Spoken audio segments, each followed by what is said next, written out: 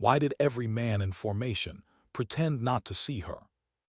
The morning fog hung low over Coronado, thick enough to soften edges, thick enough to hide judgment, almost. Cassidy Blake stood at attention with 47 men who didn't want her there, and she felt it in the way silence leaned away from her, in the way eyes slid past her as if she were a mistake no one wanted to acknowledge. The air tasted like salt and sweat, and 15 years of wanting this moment. September 2023, Naval Amphibious Base Coronado. She was 5'3", 122 pounds, the smallest frame in a formation built to intimidate oceans, the only woman in the first integrated Bud-S class in the history of naval special warfare, and she knew exactly what that made her. A question. Her boots were square, her posture flawless, her breathing slow and controlled. She learned that trick from her mother, how to keep your hands steady when everything inside you is screaming. Trauma surgeons didn't get to panic. Neither did daughters who promised dead fathers they would finish what they started. Her father had stood on this same pavement in 1991. Master Chief Marcus Blake, SEAL Team 5, 18 years of service before Iraq took him apart in 2009. Cassidy had been 12 then, old enough to understand what a folded flag meant, old enough to remember his voice before his last deployment. Finish what I started, baby girl, make the teams proud. At 12, she hadn't understood the weight of that promise. At 26, she understood every ounce of it. Senior Chief Garrett Vance walked the line like a shark cruising shallow water. 42 years old, 20 years in the teams, a face carved from disappointment and standards most people couldn't survive. His boots stopped in front of her just long enough to register her presence. Day 5, he said, voice sharp enough to cut. Gentleman and lady. The pause before lady wasn't accidental. Today we begin close quarters battle training. The kill house, where we learn to clear rooms, eliminate threats, and not shoot our teammates in the ass while doing it. A ripple of nervous laughter moved through the formation. Cassidy didn't laugh. She'd been watching CQB footage in her father's garage since she was 14. She knew what the kill house was. She knew what happened there. And she knew that statistically, this was where someone got hurt. She just didn't know it would be her. We need 2 volunteers, Vance said. Someone who thinks they're ready to show the class how it's done. A hand shot up instantly. Lieutenant Ryder Blackwell. 6'2", 215 pounds, corn-fed confidence wrapped in a SEAL Team 7 uniform, 28 years old, 4 years in the teams, and a father who wore stars on his collar. Vice Admiral Thomas Blackwell commanded naval special warfare, which meant Ryder Blackwell had grown up believing the rules were suggestions for other people. He'd made his opinion about integrated training clear from day one, never with words. He was smarter than that, with proximity, with looks, with questions asked just loud enough to be heard. Could a woman drag a 200-pound man out of a kill zone? Cassidy had ignored it all. Her grandfather, Colonel Patrick Blake, retired Army Ranger, had taught her that words were noise. Results were the only language that mattered. Blackwell, Vance said, outstanding. Then his finger shifted. Blake, you're his partner. The formation went silent. 47 men suddenly found the horizon fascinating. Cassidy stepped forward. Her heart rate didn't change. The kill house smelled like rubber mats and gun oil and fear soaked into concrete. Vance positioned them in the center room, padded floors, padded walls, the kind of place designed for people to hit hard and survive it. Basic disarm, Vance announced. Blackwell, you're the hostile knife. Blake, you're responding. Blackwell pulled a rubber training knife from his belt. And Cassidy saw it in his eyes. The flicker, the decision. He wasn't going to demonstrate. He was going to hurt her. Ready, sweetheart, he said. The word dripped poison. Cassidy nodded once. Blackwell moved, not with the knife. His left hand rose as if to demonstrate a thrust, but his right leg snapped around in a full-power roundhouse kick aimed straight at her head. No warning, no pull, full combat speed. Cassidy reacted on instinct, hands coming up, but she'd been expecting a training strike, not this. The impact landed like a freight train. His boot connected with her left cheek, force ripping through bone and balance and vision all at once. The world tilted. The mat slammed into her back. She tasted copper. Blood.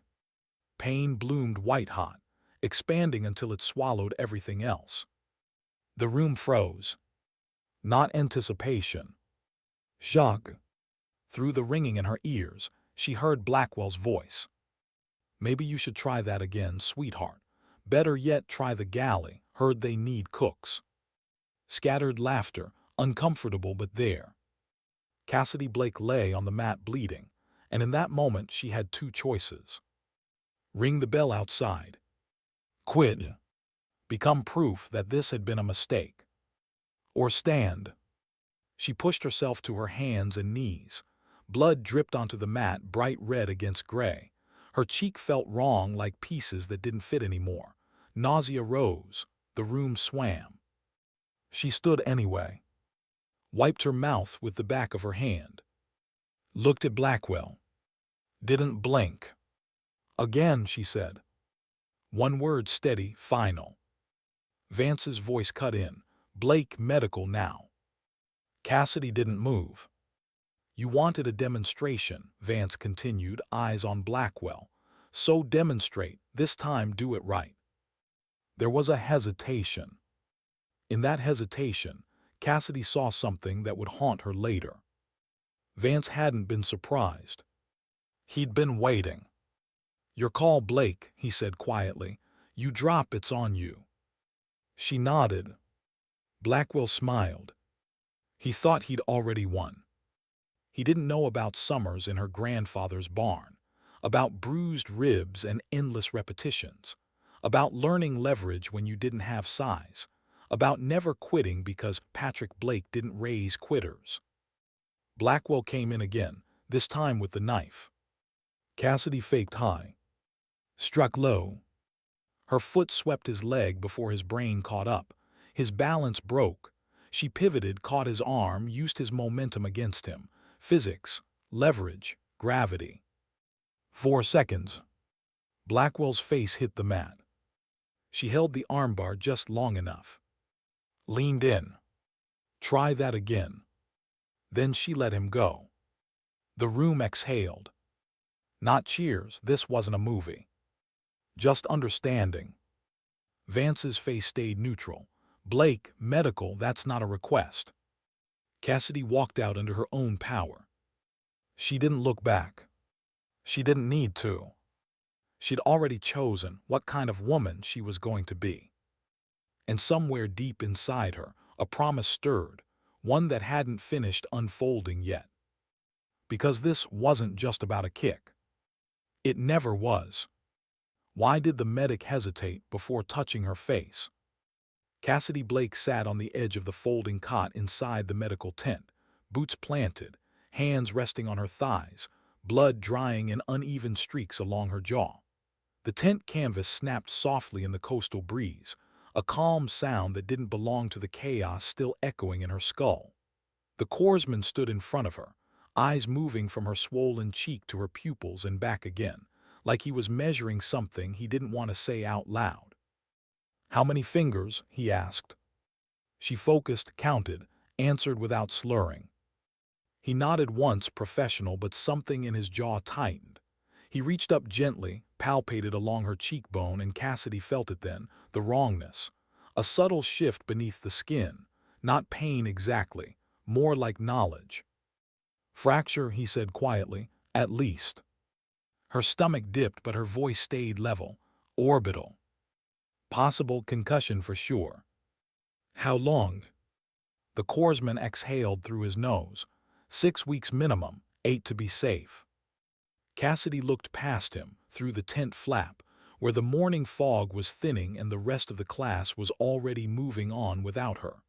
Training didn't stop because someone got hurt. It never had. "Give me 48 hours," she said. He blinked. "That's not how bones work."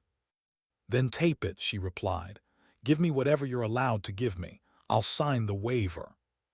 "You can't train like this." "Watch me."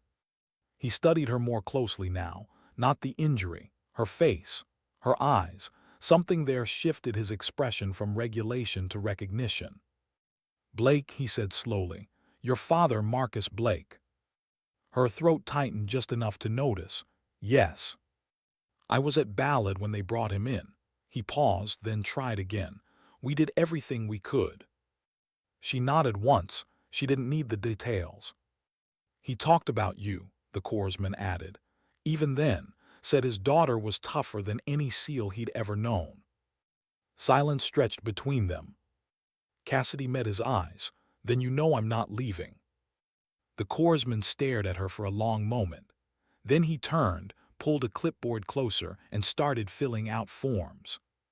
48 hours, he said. Then you come back. If your vision blurs, if you black out, if you feel pressure, anything, you come back immediately." "Agreed." He taped her face with practiced efficiency, the pressure firm, almost comforting. Handed her medication she'd ration later. When she stood, the room swayed for half a second. She waited it out. Balance returned. Outside, the sun finally burned through the fog. Cassidy walked back to the barracks alone. Every step sent a dull pulse through her skull. Her reflection in a window caught her off guard, one eye already swelling shut, skin mottled purple and red. She barely recognized herself. Good, she thought, let them see it. That night, while the rest of the class slept, Cassidy lay on her rack staring at the underside of the bunk above her, listening to breathing, to snores, to the quiet sounds of men dreaming about quitting or surviving. She didn't sleep. She documented. 6 photographs, different angles, clinical, time-stamped. She typed out everything while her memory was still sharp.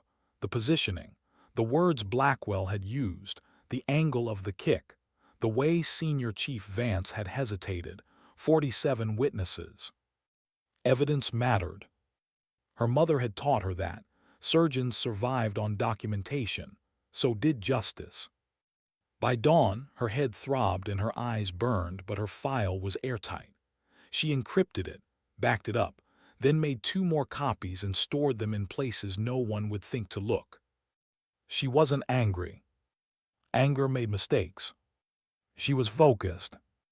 Over the next 2 days, her face bloomed into colors that didn't exist in nature. The swelling eased just enough for her to see clearly. The pain became background noise. She ran when she was allowed, studied when she was, watched. She learned who looked away. And she learned who didn't. Petty Officer Jake Brennan found her at dawn on the 3rd day, sitting on the sand near the waterline, knees pulled to her chest, ocean mist clinging to her clothes. "That kick," he began, then stopped. Cassidy waited. "That wasn't training," he finished. "I'll testify." She turned her head slowly. "Why?" "My dad taught me what honor looks like," he said, "and that wasn't it." 1. Marcus Sullivan approached her later that afternoon, quiet, intense, eyes sharper than most. "You filing paperwork on Blackwell?" "Yes." "Good," he said. "He's been doing that kind of thing for years." "Why now?" Sullivan hesitated. "Because I've got a daughter." 2. The 3rd came at night. Chief Warrant Officer Dylan Granger stood outside the barracks like he'd grown there, weathered and still. "Your father was my swim buddy," he said. "Class 195. Cassidy's breath caught. "He'd want you to fight this right," Granger continued. "Not loud, right." He handed her a thumb drive. "Training footage," he said. "Last 3 years, patterns don't lie." 3. That night, Cassidy watched every video. Blackwell breaking bones, Blackwell escalating force, Blackwell smiling afterward. And Vance. always watching, never stopping it. This wasn't about her. It never had been. Her phone rang on the sixth night. "Grandpa," she answered. "How's the face?" Patrick Blake asked. "Colorful. You going to make it?" She looked at herself in the mirror, at the woman staring back, bruised, unbroken. "Yes, sir." There was a pause. Then, "Cass, I need to tell you something about your father." The air shifted. "The official report says he died from an IED," Patrick continued. "That report is a lie." Her knees weakened. She sat. "He called me the day before," Patrick said. "Said he'd found someone selling intel. Said he was going to report it." Cassidy closed her eyes. "He died the next morning," Patrick finished, "on a route that should have been clean." "You think he was murdered?" "I know he was." The words settled heavy. "There was an analyst," Patrick went on, "Sarah Reeves. She reopened the case 2 months ago." Cassidy's chest tightened. "What happened to her?" "She's dead," ruled a suicide. But Sarah Reeves was afraid of heights. Cassidy felt the shape of the world change. "How high does this go?" she asked. "High enough to kill an analyst," Patrick replied, "and bury an investigation for 14 years. Cassidy thought of Blackwell's kick, the hesitation, the pattern. "They'll notice me," she said. "Yes," Patrick agreed, "they will." "Good." Sunday night, 2300 hours. Hell Week began like a home invasion. Blank smoke, chaos. Cassidy was already awake, dog tags pressed to her sternum. Her father's tags, his name, hers beneath it. "Finish what I started." She whispered it once. Then hell swallowed her whole. The Pacific was 65 degrees, cold enough to make muscles seize, cold enough to erase thought. Cassidy lay in the surf with 18 others while waves crashed over them again and again. Hypothermia crept in stages. She counted breaths, thought about her father, thought about betrayal. Cold couldn't touch that. 43 hours in, she was still standing. Ryder Blackwell watched from the beach. Concern flickered across his face. She wasn't supposed to still be there. Day 3, Rock Portage. Cassidy checked the boat, found the puncture. Sabotage. She patched it without a word. The collision came hard and fast. Blackwell's boat hit them broadside. Cassidy was thrown toward rock and water and pain all at once. Her shoulder exploded. Underwater, disoriented, exhausted, she thought, "This is how people die." She surfaced, pulled herself back in. Finished. They finished third. The corpsman shook his head. "You're done." "Tape it." She finished Hell Week. 14 out of 48. She was one of them. 2 days later, she slid the folder across Commander Strauss's desk. "This is prosecutor-level work," Strauss said. "My mother taught me documentation matters." Blackwell was suspended, then investigated, then exposed. But Cassidy knew something deeper was moving. Because someone had tried to kill her. And they wouldn't stop. Not yet. Why did the ocean feel quieter the night it tried to kill her? Cassidy noticed it halfway through the swim when the black water closed in and the bioluminescence smeared like stars under her hands. The Pacific at night usually roared inside your skull, every stroke loud, every breath an argument with panic. But tonight there was a hush to it, a waiting. 6 bodies moved in a line tethered together by rope and trust. Brennan on her left, Sullivan on her right. The others behind them, silhouettes stitched together by darkness. 4 miles, full gear, no horizon, no mercy. Cassidy kicked steadily, counting in 4s, letting muscle memory do the work. Her shoulder still ached, taped and stubborn, a dull reminder of rock and impact and survival. She didn't complain.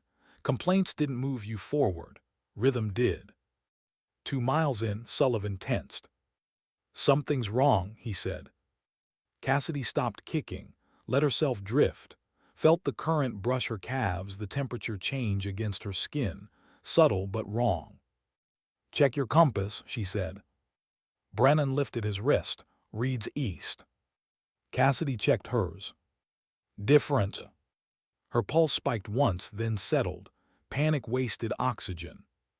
Sabotage again. Someone had altered the navigation, just enough to drift them toward the shipping lanes. Freighters moved through this stretch at night, steel cities with blind spots big enough to erase men without slowing down. "Abort or dead reckon?" Sullivan asked. Abort meant failure. Dead reckoning meant trusting experience over equipment. Cassidy thought of her father teaching her to read water by feel, the way swells leaned, the taste of salt shifting with current. "Dead reckon," she said. "I've got it." They followed her. Stroke by stroke, she guided them back, adjusting for pull, for drift, for the quiet language of the sea. 30 minutes over target time. Safe. The instructor frowned at the compasses, made a note. Cassidy said nothing. Someone was keeping score of her survival, and they didn't like the numbers. 3 days later, an email appeared in her personal account. No sender name, randomized letters. 2 sentences. "Stop asking questions." Your father didn't listen either. Cassidy stared at the screen until the words lost meaning. Then she forwarded it to Agent Hawthorne and deleted it. Let them think she was afraid. Fear was useful when you knew how to use it. Phase 2 bled into marksmanship, long range, precision under stress. Cassidy settled behind the rifle, breathing slow, sight picture clean. She squeezed. "Cease fire." The instructor's voice cut through the range, cold. "Blake your weapon." He examined the barrel, turned it just enough for her to see. A hairline crack. Another shot would have turned metal into shrapnel, back into her face. The instructor's eyes went carefully neutral. This rifle didn't crack on its own. That night, Vance called her on the sat phone. "You okay?" he asked. "Yes, Senior Chief." "Good, because someone tampered with your weapon. Armorers are reviewing footage, but whoever did it knew where cameras were." A pause. "I can pull you," Vance said. "Medical hold." "No. You're a target. Then they'll have to work harder." Silence stretched. "Your father said the same thing," Vance said finally, "day before he died." Cassidy closed her eyes. "I'll be careful," she said. "See that you are," Vance replied. "I've got enough ghosts." 2 days later, Vance called her into his office. "You're a problem," he said without preamble.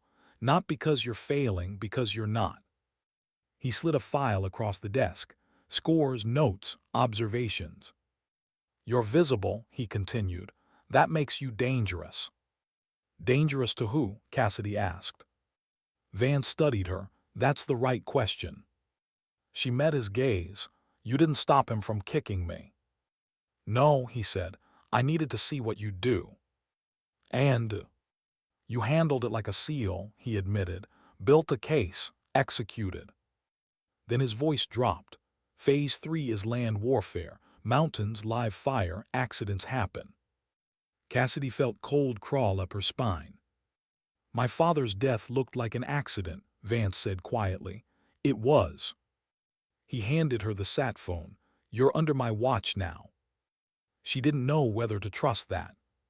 Friday evening, she drove north to a cabin hidden in the San Bernardino Mountains. Her grandfather's truck was already there. Patrick Blake opened the door, eyes sharp. "Someone been trying to kill you," he said. "Not a question." Cassidy nodded. Inside, the kitchen table was covered in files, photos, financial records, 14 years of investigation. They worked through the night. Names emerged, patterns, offshore accounts, code names drawn from old gods, men who sold roots, men who buried investigations, men who smiled at funerals. "This is the network," Patrick said, "and your father got too close." Motion sensors chirped at 2200 hours. 2 vehicles, no lights. Hawthorne's team arrived first, federal, armed, tense. He accessed the case file, Hawthorne said. He knows. They waited. At 1:45, a single figure approached, tactical, confident. Thorne. He fired through the walls where Cassidy would have been. Lights exploded, agents moved. Thorne went down hard. As they cuffed him, he looked at Cassidy. "You're Marcus's kid," he said. "Blackwell was supposed to end you." Cassidy didn't speak. "You should have died," he added. Patrick's hand rested on her shoulder. "He wants you to pull the trigger." She didn't. Thorne talked. Names spilled, roles, orders. When he said Garrett Vance, the world tilted. Hydra. Enforcement. The man who watched. The man who gave her the phone. By dawn, arrests were happening across 3 states. The network collapsed like rotten scaffolding. Cassidy watched Thorne confess from behind glass, heard him describe her father's last patrol like logistics. She didn't cry. Not yet.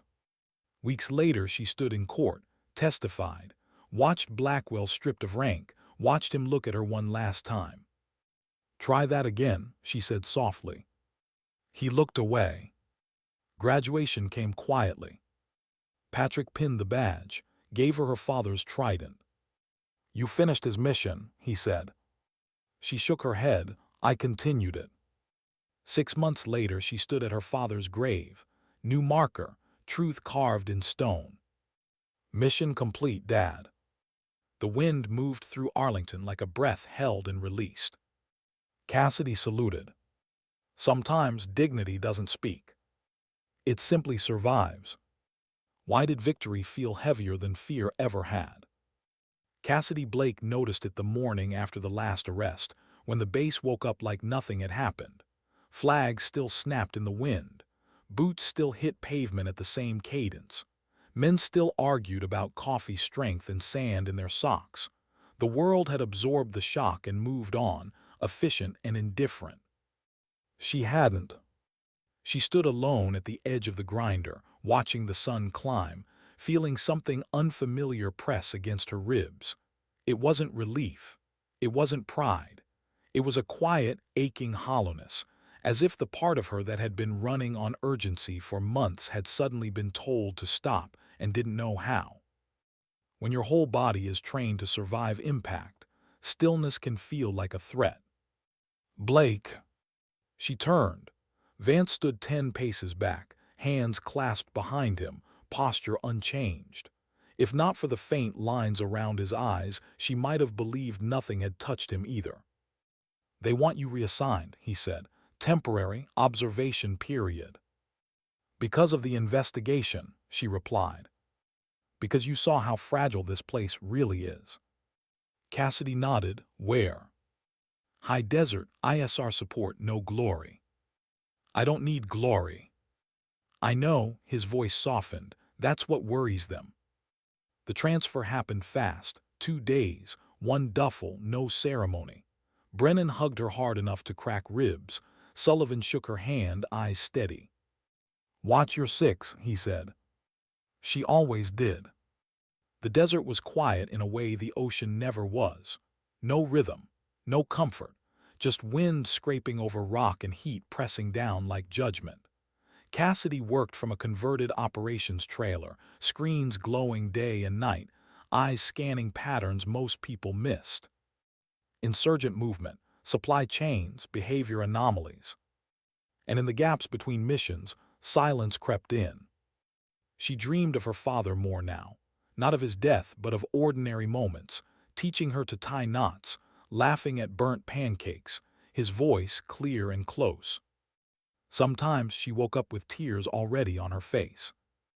One night after a 14-hour shift, she found herself staring at the cracked mirror above the sink. The scar along her cheek had faded to a thin, pale line, proof of something she'd survived, proof she couldn't shed. "Who are you without the fight?" the mirror seemed to ask. She didn't have an answer. 3 weeks into the assignment, the call came. Not official channels, not encrypted. Her grandfather. "They're reopening the files," Patrick said. "All of them." Cassidy closed her eyes. "Good." "Not good," he corrected. "Exposed systems panic. When panic sets in, people do stupid things. Like tying up loose ends." "Yes." Cassidy felt the old clarity slide back into place. "What do you need?" "Come home." Home was a word she didn't use often, but she understood what he meant. 2 nights later, she stood in the barn where she'd learned to fight men twice her size. The wood smelled the same. Oil, dust, memory. Patrick laid out the final pieces, names that hadn't been touched yet. Financial backers, politicians, contractors. "This doesn't end with arrests," he said. "It ends when the truth is too big to bury."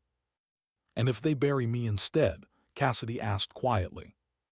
Patrick met her eyes. "Then you'll go down standing." She didn't smile. The ambush came on a road she'd driven 100 times. No warning, no dramatic buildup, just headlights cresting a hill where they shouldn't have been. A sudden acceleration, impact. Metal screamed. Cassidy's car spun, glass exploding inward. She braced, rolled with it, felt pain flare and recede. Training took over before fear could form. She crawled out through a shattered window as bullets tore into where her head had been seconds earlier. The night smelled like burned rubber and cordite. She moved low, fast. Returned fire with controlled bursts, not to kill, to create space. One of the attackers fell, the other fled. Cassidy stood there shaking, not from fear but from adrenaline dumping all at once. Her hands trembled as she checked herself, bruised, bleeding, alive. Again. Law enforcement arrived late, too late. By morning, the story was already changing. Single vehicle accident, no evidence of attack. Cassidy watched the lie take shape and felt something inside her harden. Enough. She went public. Not loud, not emotional. Precise. Testimony, documents, videos, financial trails, everything she and her grandfather had gathered, released through journalists who still cared about truth more than access. The response was immediate. Denials, smears, threats. Then resignations. Then indictments. Cassidy disappeared during the chaos, officially reassigned again, unofficially protected. She watched the fallout from a safe distance, heart heavy with a victory that felt like mourning. One evening, sitting alone under a sky burned red by desert sunset, she finally let herself break. Not loudly, not dramatically. Just tears sliding down her face as she whispered into the quiet, "I did it, Dad." The wind carried the words away. Months later, she returned to Coronado, not as a trainee but as an instructor. The grinder looked smaller now. A young woman stood in formation, jaw set, eyes forward, ignored by the men around her. Cassidy walked the line, stopped in front of her, met her gaze, and nodded. That night, Cassidy stood alone by the water, listening to the waves she'd once fought. The ocean didn't care who she was. It never had. And somehow that was comforting. She wasn't a symbol. She wasn't a headline. She was a soldier who refused to disappear quietly. And as the tide rolled in and out, steady and indifferent, she understood something she hadn't before. Survival wasn't the end of the story. It was the responsibility that came after. Sometimes dignity doesn't speak. Sometimes it stays and makes space for others to stand. Why did the silence feel louder now that someone was finally listening? Cassidy Blake realized it during the first live fire briefing she led as an instructor. 32 candidates stood in front of her, boots aligned, faces tight with anticipation and doubt. The room smelled like oil and canvas and old expectations. She spoke calmly, precisely, explaining angles, entry speeds, failure points. Her voice didn't shake. Her hands didn't betray her. But inside something stirred.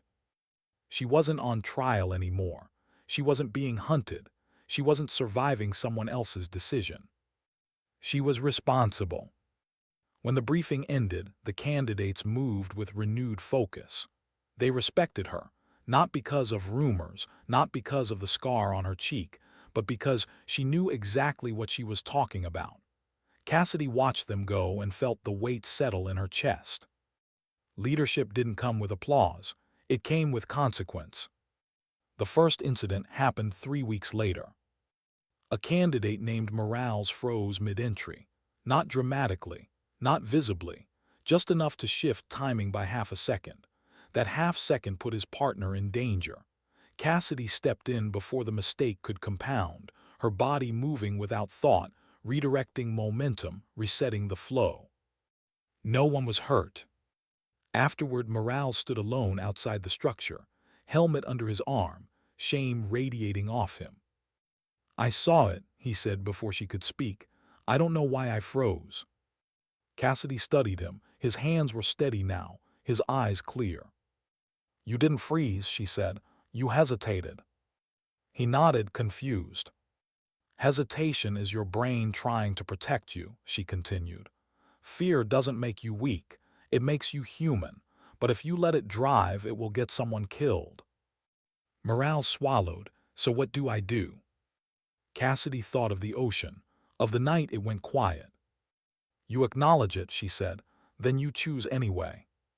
He nodded again, this time with understanding. Later that night, Cassidy sat alone in her quarters, lights low, boots by the door. The room was spare. Intentional. No photographs, no keepsakes, just what she needed to function. She opened the old, encrypted folder on her laptop. Her father's case. Closed. Officially resolved. Truth recognized, names recorded, apologies issued by people who had never known him. Justice, they called it. Cassidy stared at his photo on the screen. Young, smiling, alive in a way that existed only in memory now. Was that enough? The question followed her into sleep. It followed her into the next months as she trained candidates who reminded her of herself. Eager, overlooked, desperate to prove something even they couldn't name. She taught them how to move, how to think, how to survive. She didn't teach them how to carry the aftermath. No one had taught her that either. The message came on a Tuesday. Unmarked, encrypted, 3 words. "We need you." Cassidy didn't respond immediately. She took a long walk along the beach instead, letting the cold water numb her ankles, the horizon stretch her thoughts thin. She had promised herself she wouldn't chase ghosts anymore, wouldn't live on adrenaline and unfinished business. But the truth had a way of finding people who couldn't look away. That night she called Hawthorne. "I'm listening," she said. 2 weeks later she was airborne. The mission was unofficial in the way that meant everyone involved understood the risks, and none of them would acknowledge the consequences. A foreign city, a destabilizing region, a data trail that pointed to a resurgence of the same network she thought she'd dismantled, smaller, quieter, learning from past mistakes. They wanted her not because of her past, but because of her restraint. Cassidy landed under an assumed name, blending into crowds, carrying herself like someone who belonged nowhere and everywhere at once. The city breathed around her, diesel fumes, distant sirens, conversations in languages she half understood. She met the team in a safe house with peeling paint and unreliable electricity. 5 operators, all experienced, all watching her carefully. "You're in charge," one of them said, not unkindly. "That's what we were told." Cassidy nodded. "Then we move slow." They gathered intelligence the way surgeons gathered data, patiently, methodically. Cassidy noticed patterns others missed. A courier who changed routes too often. A signal that pulsed at the wrong times. A face in a crowd that appeared twice in one day. The deeper they went, the clearer it became. This wasn't about money. It was about erasing mistakes, including her. The first attempt came in a marketplace. Too crowded, too many variables. Cassidy sensed it before it happened, a shift in air, a tightening in the space around her. She moved just enough. The shot missed. Panic rippled, screams, chaos. Cassidy disappeared. That night, sitting on the floor of the safe house, back against the wall, she felt the old familiar tremor. Not fear. Recognition. They hadn't forgotten. And neither had she. "We can abort," one of the operators said quietly. "This isn't worth losing you." Cassidy shook her head. "If we abort, they'll adapt. If we finish it, they stop." "How do you know?" She met his eyes. "Because I know what it costs to keep running." The final operation unfolded at dawn. Clean. Controlled. No unnecessary force. They captured the broker alive, a man with soft hands and a hard smile who spoke of people like assets and consequences like inconveniences. He looked at Cassidy as they restrained him. "You don't even know what you're protecting," he said. Cassidy knelt in front of him, level, calm. "I'm not protecting anything," she replied. "I'm ending it." He laughed, then he talked. When it was over, Cassidy sat alone on a rooftop as the city woke beneath her. The sun crept over concrete and glass, indifferent and beautiful. She felt tired in a way that sleep wouldn't fix. Back home, the grinder welcomed her with familiar indifference. Training resumed. Briefings, corrections, quiet nods of respect. Life went on. One evening, the young woman from the formation, the one Cassidy had nodded to months earlier, found her packing gear. "Ma'am," she said, "can I ask you something?" Cassidy looked up. "Yes." "How do you know when you're ready?" the woman asked. "Not to pass, to belong." Cassidy considered the question longer than was comfortable. "You don't," she said finally. "Belonging isn't a finish line. It's a decision you make every day to show up anyway." The woman nodded, absorbing it.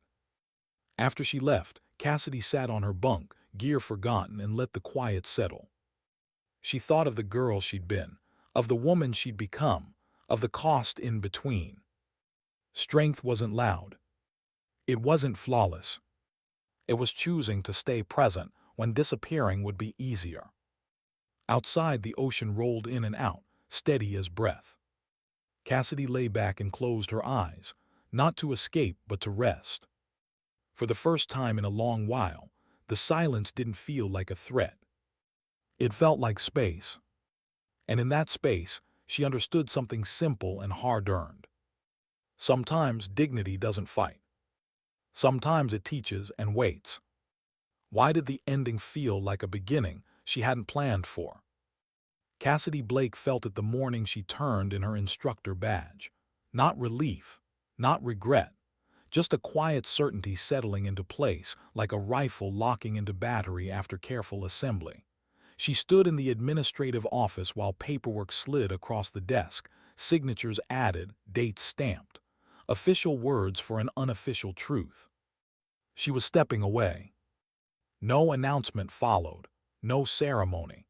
People assumed reassignment, another rotation, another layer of secrecy. She let them. Some truths didn't need framing, they just needed space. Her final walk across the grinder happened before sunrise. The concrete was cool beneath her boots, the air heavy with salt and memory. She stopped where she'd once stood bleeding and defiant, where a kick meant to erase her had instead revealed everything that needed changing. She closed her eyes. Not to remember the pain, but to release it. The ocean greeted her the same way it always had. Indifferent, endless, honest in its refusal to care who she was. She stood there a long time, letting the wind pull loose strands of hair from her bun, letting the waves rewrite the edge of the world again and again. For the first time, she didn't feel the need to prove anything. Her grandfather's call came that evening. "I heard," Patrick said.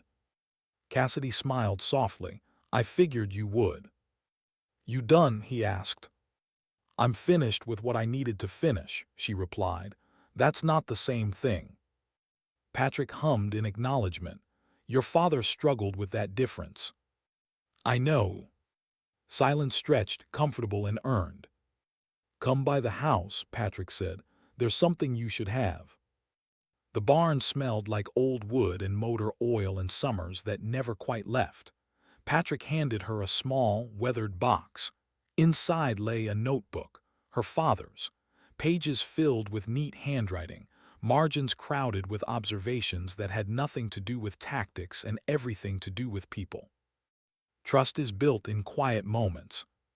The mission doesn't end when you come home. If you don't leave space for mercy, you become what you fight. Cassidy swallowed. He wrote that after his last deployment, Patrick said. Didn't think it mattered, turns out it does. That night Cassidy slept without dreams. Weeks passed, then months. She moved inland, to a place where the ocean was only a memory and the nights were filled with crickets instead of waves. She trained quietly, search and rescue teams, first responders, people who ran toward chaos without uniforms or applause. She taught them the same way she'd taught candidates, with patience, precision, and respect. She didn't tell them who she'd been.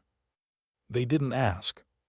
One afternoon, a woman approached her after training, older, worn around the edges in the way survival leaves behind. You don't teach like someone who learned from books, the woman said. Cassidy met her eyes. Neither do you. They shared a knowing smile. Sometimes recognition was enough. News still reached her. Investigations continued. Systems shifted. Slowly. Imperfectly. Cassidy read headlines without attachment, aware now that real change rarely arrived with punctuation. It crept in through people who refused to look away. Like her. One winter evening she visited the cemetery alone. Snow dusted the ground, softening sharp edges. Her father's grave stood clean and simple, the truth finally carved where it belonged. She knelt, brushed snow from the stone. I didn't become what they wanted me to be, she said quietly, but I didn't disappear either. The wind stirred the trees in reply. I hope that's enough. She stood, saluted, not as a soldier bound by orders, but as a daughter honoring a promise fulfilled in her own way. Years later, Cassidy would receive a letter. Handwritten, careful. It was from the young woman she'd once nodded to on the grinder. I passed. They didn't ignore me forever. I remembered what you said about choosing anyway. Cassidy folded the letter, held it to her chest for a moment, then placed it in her father's notebook. Outside the world moved on, loud, complicated, unfinished. She stepped onto her porch, breathing in the quiet she'd learned to earn rather than fear. The horizon stretched wide, no longer something to conquer, but something to witness. Cassidy Blake had survived violence, betrayal, and the weight of other people's expectations. She had stood when it would have been easier to break. She had spoken when silence was safer, and remained silent when dignity required restraint. She understood now what had taken years to learn. Strength wasn't about proving you belonged. Belonging came from refusing to abandon yourself. And as the sun dipped low, painting the sky in soft defiance, Cassidy felt something settle at last. Not closure, not triumph, but peace shaped by choice. Sometimes dignity doesn't shout. Sometimes it doesn't even stay. Sometimes dignity simply acts and leaves the world quieter, truer, and just a little more open for the next person who dares to stand.